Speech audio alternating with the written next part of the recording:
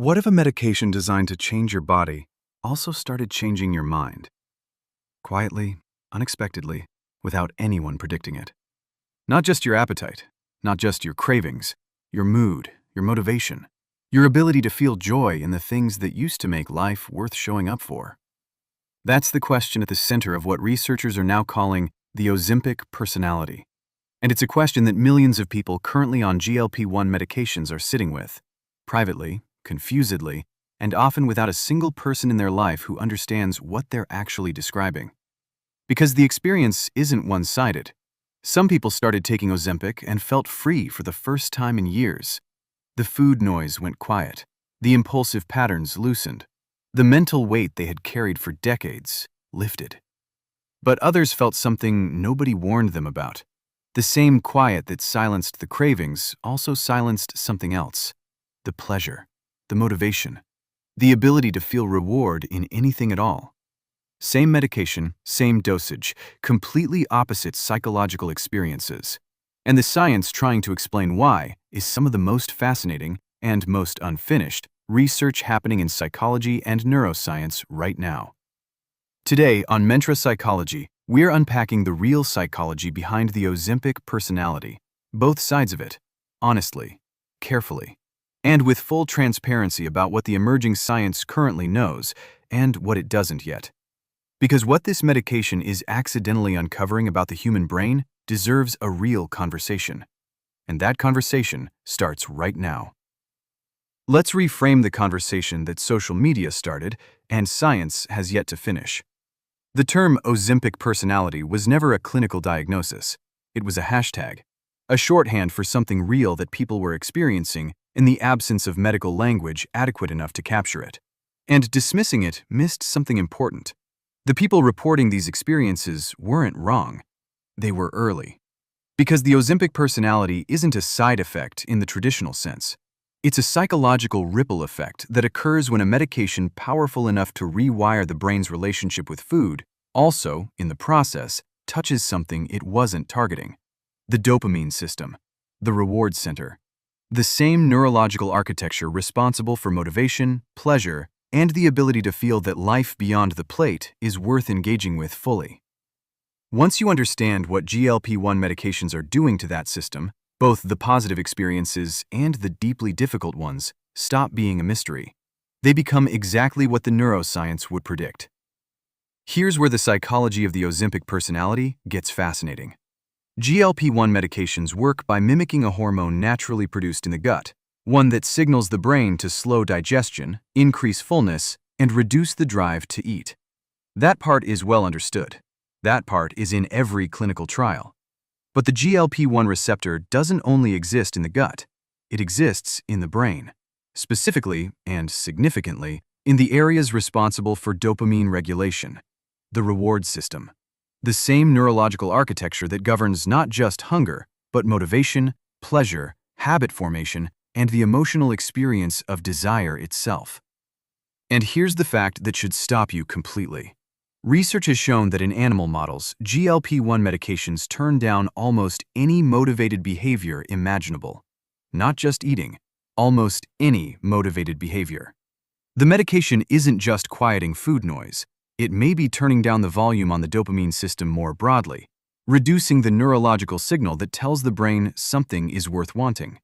For some people, that feels like freedom. The compulsive relationship with food finally goes quiet. And in that quiet, they find a version of themselves that feels more in control and more present than they have in years. But for others, and this is the part that isn't making it into the press releases, that same quiet feels like loss. The pleasure response that food was activating wasn't just about food. It was one of the primary ways their brain was accessing reward. And when the medication reduced it, other sources of joy got quieter too. The music didn't just stop for food. For some people, it stopped for everything. But the dopamine disruption only explains the neuroscience. It doesn't explain the identity crisis underneath it. For many people, food wasn't just food. It was comfort, ritual, celebration. The primary emotional coping mechanism built over decades of living. And when the medication removed the drive, it didn't just change eating behavior. It removed the coping strategy without replacing it. Psychologists call this addiction transfer psychology, when the removal of one compulsive behavior exposes the unresolved emotional need that was driving it all along. The Ozempic personality for many users isn't a medication side effect. It's the unprocessed emotional life that food was quietly managing finally surfacing, with nowhere left to hide. But here's what the negative headlines consistently miss. For a significant number of users, the Ozempic personality isn't a loss. It's a revelation. Research has found that GLP-1 medications produced significant reductions in alcohol use, substance use, and compulsive behavior, suggesting the dopamine quieting effect extends well beyond food. For people whose reward system was running on overdrive, the quiet wasn't emptiness. It was the first moment of genuine psychological stillness they'd ever experienced. Let's talk about a culture that sold Ozempic as a miracle. The before and after photos, the celebrity transformations, the social media narrative that framed GLP-1 medications as a clean, simple, consequence-free solution to one of the most psychologically complex relationships a human being can have, their relationship with food, with their body, and with the version of themselves they've been trying to become.